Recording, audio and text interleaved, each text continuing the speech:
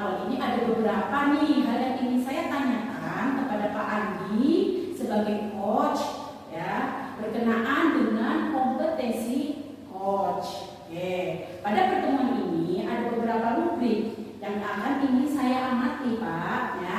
Pertama adalah yang akan saya amati pada saat coaching adalah menggunakan alur tirta, yaitu tujuan, identifikasi, rencana aksi, dan tanggung jawab.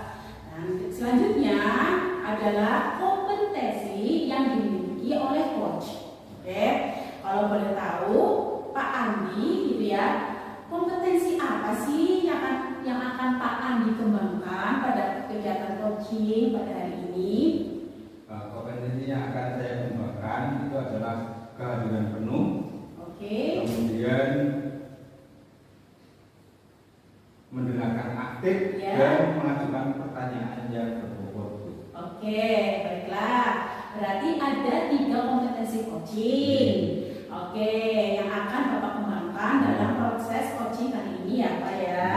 Nah, dari 3 kompetensi itu, mana sih yang secara spesifik yang ingin diobservasi oleh Pak Andi? Nah, dari ketiga kompetensi coaching yang ingin saya kembangkan tadi, saya itu ingin lebih spesifik untuk mengembangkan mengajukan pertanyaan yang berbobot. Oke. Kemudian apa sih indikator dari menanyakan pertanyaan yang berbobot tersebut? Terus indikator ketercapaian tujuannya apa yang Bapak ya ingin? Harapan saya adalah dari pertanyaan yang berbobot yang sebagai coach itu dapat mengarahkan coaching untuk mendapatkan solusi dari masalah yang sedang dihadapi saat ini dan dapat memunculkan ide baru. Oke, baiklah Pak Andi, sudah saya dengarkan dan saya catat ya. Berarti Pak Andi ingin ya Bu Dewi ya sebagai coach mendapatkan solusi ya dari masalah yang sedang dihadapi dan mendapatkan ide-ide baru. Itu kan Pak? Ya. Oke. Sekarang waktunya saya persilahkan untuk melaksanakan coaching ya. Oke, dari Bapak Andi kepada Ibu Dewi. Oke, waktu dan tempat saya persilahkan. Waalaikumsalam Pak Andi. Alhamdulillah kabar sehat. Alhamdulillah senangnya. Ya, senang tentunya Bu Dewi. Bagaimana dengan keluarga Bu Dewi? Sehat? Alhamdulillah sehat Pak. Anak bagaimana? Alhamdulillah sehat. Boleh Bu ya. Iya. Senang pokoknya mendengar kabar Bu Dewi dan keluarga Ibu dalam keadaan sehat. Iya. Bagaimana dengan topik yang akan kita bahas hari ini, Bu? Topik hari ini saya sebenarnya ingin bercerita Pak.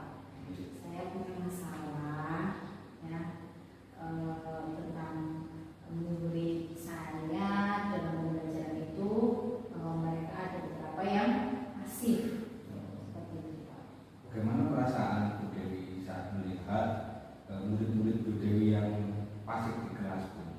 Nah, pastinya saya merasa khawatir ya Pak, dan juga sangat sedih melihat anak didik saya yang pasif, dan saya juga merasa takut ya jika murid tersebut itu nantinya akan tertinggal dalam pembelajaran di kelas. Apa saja faktor yang menyebabkan murid pasif di kelas, Bu? Ada banyak faktor ya Pak ya yang dapat menyebabkan murid pasif di dalam kelas. Itu salah satunya adalah mungkin murid tersebut kurang percaya diri ya, atau tidak percaya diri begitu Bu. Kemudian faktor lainnya itu adalah terdapat kemungkinan bahwa murid tersebut itu juga tidak tertarik dengan materi yang saya ajarkan di kelas, mungkin seperti itu Pak.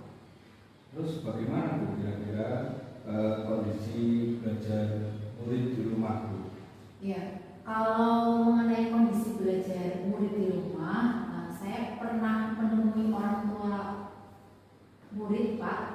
Nah, beliau itu mengatakan bahwa anaknya ini sering bermain di rumah dan tidak suka belajar, bahkan tidak mau belajar sama sekali, Pak. Begitu ya. Terus apa yang dapat Anda lakukan untuk membantu murid tersebut agar lebih aktif di dalam kelas? Rencananya saya sih ya Pak, untuk mengajak murid tersebut untuk berpartisipasi aktif ya dalam pembelajaran di kelas. Nah selain itu saya juga akan mengajaknya ya untuk turut serta dalam tugas kelompok bersama murid yang lain, dan juga saya selalu memberikan pertanyaan pemantik Pak kepada siswa tersebut supaya anak tersebut mau tidak mau menjawab pertanyaan saya sehingga anak tersebut mulai aktif dalam pembelajaran. Ya, bagus sekali Bu ya. Bagaimana cara Ibu itu untuk berkoordinasi dengan orang tua murid tersebut?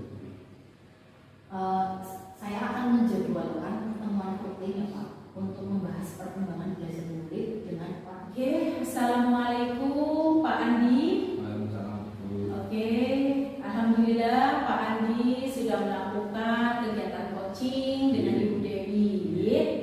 Oke, nah sebelum penutupan ya saya akan menanyakan nih beberapa pertanyaan ya kepada Pak Andi mengenai pasca observasi. Pertama, apa saja sih yang sudah dilakukan pada saat coaching terkait indikator ketercapaian?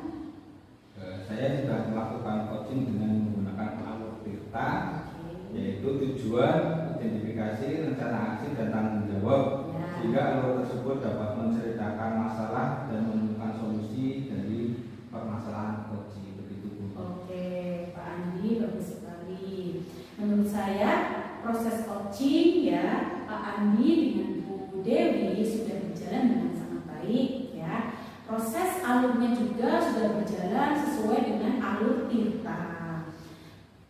Dan Pak Andi juga sudah nih berusaha menggali ya dengan memberikan pertanyaan-pertanyaan yang berbobot tadi ya, sehingga si coaching bisa mencari atau mendapatkan solusinya. Coaching juga sudah dilakukan dengan prinsip ya coaching gitu ya. Dan kompetensi apa lagi sih ya yang ingin Pak Andi kembangkan berdasarkan hasil coaching yang baru saja dilakukan? Kompetensi yang saya ingin lakukan itu adalah dengan cara memahami proses gitu. Dengan cara memahami proses tersebut, maka proses coaching itu dapat lebih baik lagi. Ya, itu Bu ya, Ibu terima kasih banyak ya, sudah meluangkan waktu untuk mengamati kegiatan Ibu. Oke, sama-sama Pak Andi ya. Mudah-mudahan kegiatan coaching pada hari ini sangat bermanfaat ya untuk kita semua, dan jangan pernah lelah untuk selalu berbagi ke siapapun yang sedang membutuhkan. Dan tidak ada pertanyaan lagi ya. Oke, dan saya akhiri kegiatan coaching pada hari